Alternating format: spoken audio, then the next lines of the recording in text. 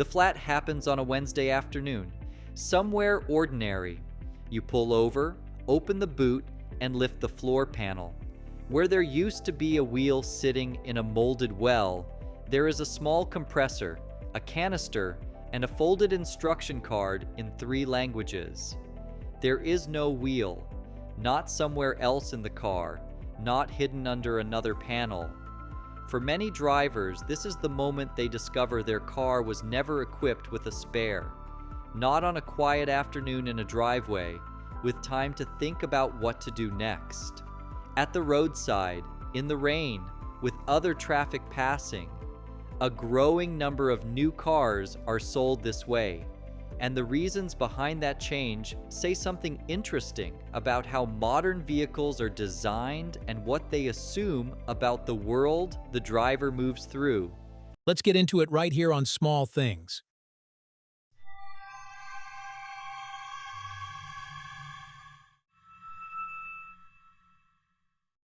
Three different situations.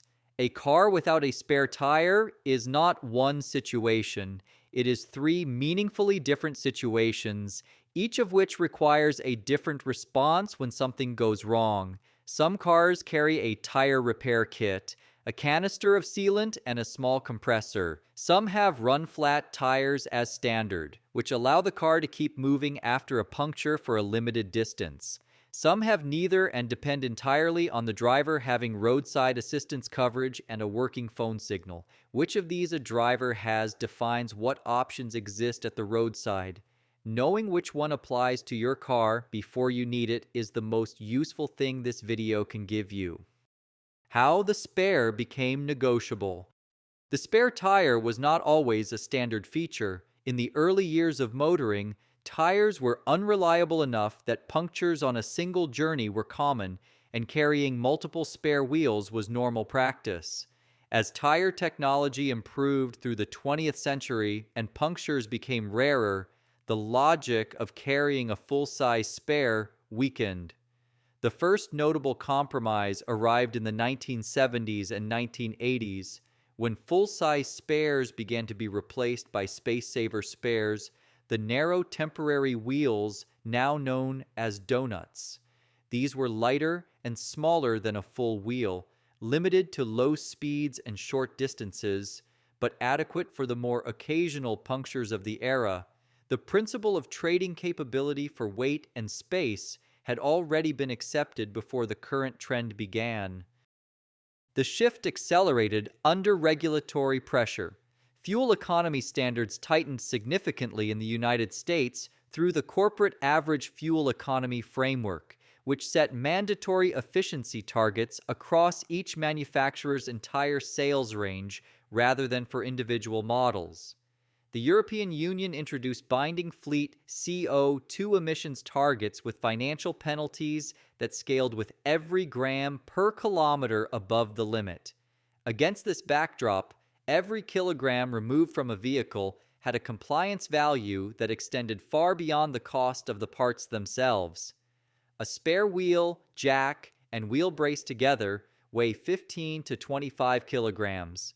Removing them produced an improvement in fuel economy figures that, multiplied across hundreds of thousands of vehicles, was significant enough to affect a manufacturer's regulatory position. The arrival of battery electric vehicles made the situation more concrete in a different way. In many EV designs, the underfloor space that once accommodated a spare wheel is structurally occupied by the battery pack. This is not a cost-saving choice. It is a packaging reality with no simple workaround.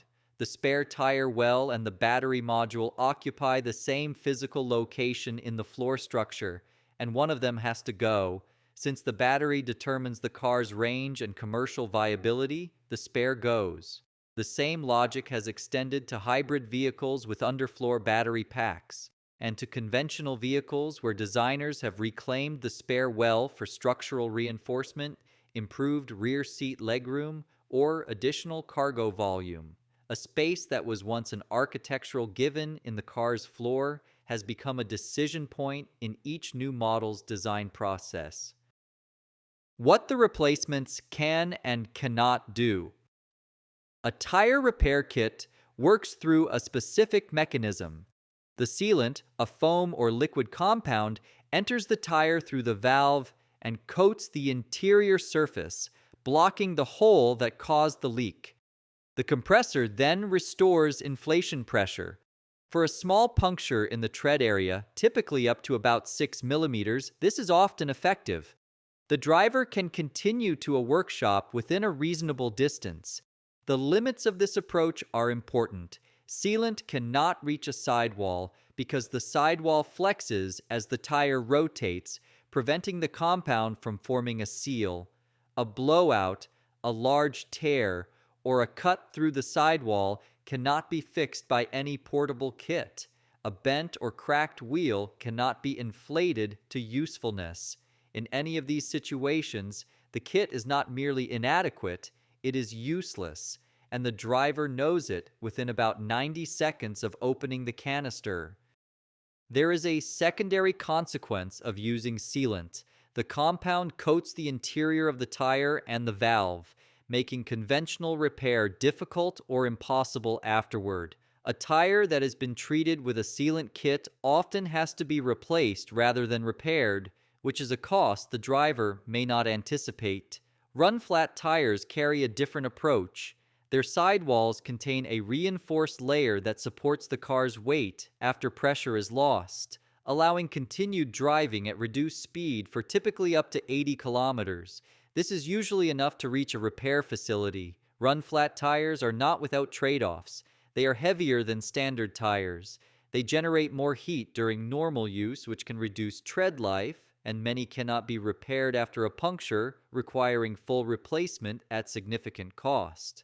Tire pressure monitoring systems, required in many markets since the mid-2000s, warn drivers when pressure falls below a safe threshold. This matters because many modern punctures are slow leaks that develop over hours or days rather than sudden blowouts. A driver warned early enough can often reach a garage before the situation becomes anything more than an inconvenience, which is a scenario where the absence of a spare may never be noticed. It is not only about the money. The simplest explanation for removing the spare tire is that it saves manufacturers money. This is accurate but incomplete, and the incomplete part matters. Manufacturing cost is one factor among several. The regulatory penalties for missing fleet CO2 or fuel economy targets fall on every vehicle produced, which means the compliance value of removing 15 to 25 kilograms per vehicle is calculated across hundreds of thousands of units simultaneously. At that scale, the weight argument carries more financial significance than the direct cost of the parts themselves. Most drivers do not check what emergency equipment is included when buying a car. A consistent finding across motoring surveys is that a significant proportion discover they have no spare only when they have a flat tire, often many months after purchase. What the removal represents is a design optimized for the common case while leaving the uncommon case unresolved. The common case is a slow leak on a well-traveled road within phone coverage. The uncommon case is serious tire damage in a remote location with no signal and no roadside help within reasonable reach.